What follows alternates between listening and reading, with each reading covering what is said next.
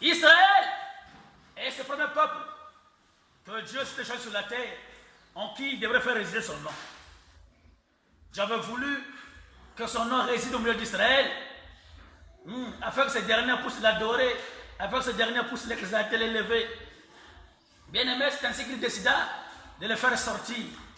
Parce que quand tu entends la pensée d'Israël, ou encore de Moïse, vis-à-vis des pharaons, quand il avait réclamé de faire sortir le peuple, d'emmener le peuple, il dit qu'il devrait aller adorer le Seigneur sur une montagne qu'il devrait les indiquer. Amen. Le problème n'était pas seulement de sortir, mais la cause causante de la sortie, bien aimé, c'est l'adoration. Je ne sais pas si on fait comprendre. Amen. Bien aimé, Nzambe akokangola yote. Dieu fait toutes choses pour un but. Amen. Je ne sais pas si on fait comprendre. Amen. Il fait toutes choses pour un but. Nzambe abatona na kufa, yo on y a kufa. Mais si jusqu'à aujourd'hui tu n'as pas compris, donc pourquoi Dieu t'a épargné? Tu es l'homme le plus malheureux. Dieu ne t'a pas épargné parce qu'il t'a épargné, c'est pas parce qu'il veut seulement te regarder, mais parce qu'il a en toi son intérêt. Amen. Parce que notre Dieu est aussi un Dieu d'intérêt. Amen. Alléluia. Et raison pour laquelle mettre en valeur ou encore en exergue ses intérêts à lui. Et quand ils sont sortis, écoute-moi, quand ils sont sortis, nous allons lire le verset, le même chapitre, le verset 13. Il avait fait des prodiges Au pays d'Égypte, au pays d'Égypte. dans les campagnes Choran, il fondit la mer Il fondit la mer et leur ouvrit un passage. et leur ouvrit un passage.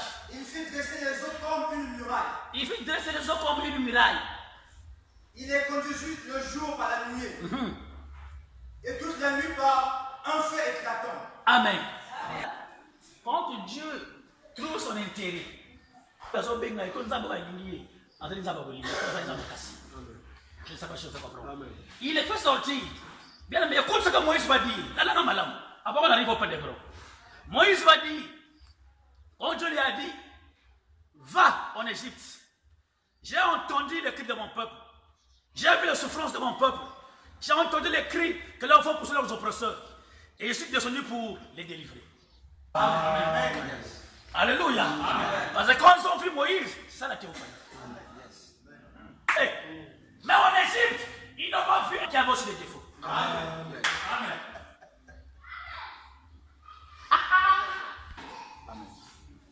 Bien aimé, mon client, le monde a aujourd'hui 8 milliards de femmes. Amen.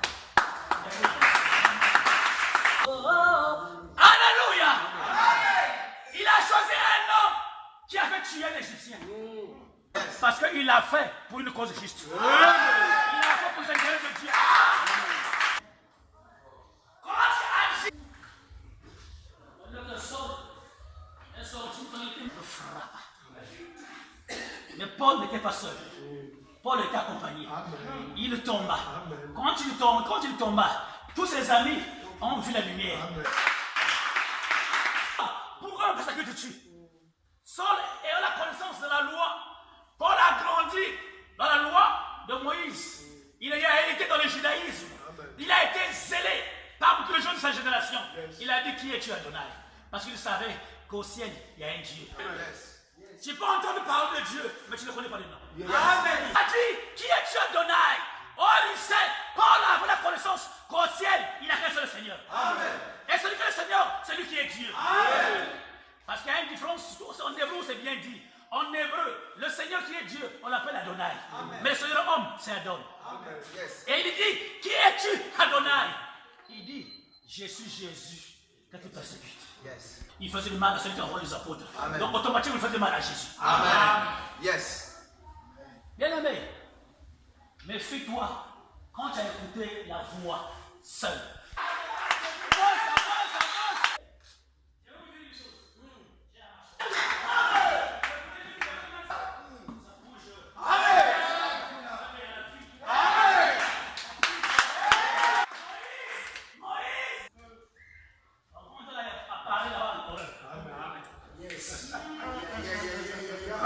Circoncision. Pour voir un sacrificateur, le sacrificateur va être circoncis. Oh, on ne peut jamais circoncire une femme.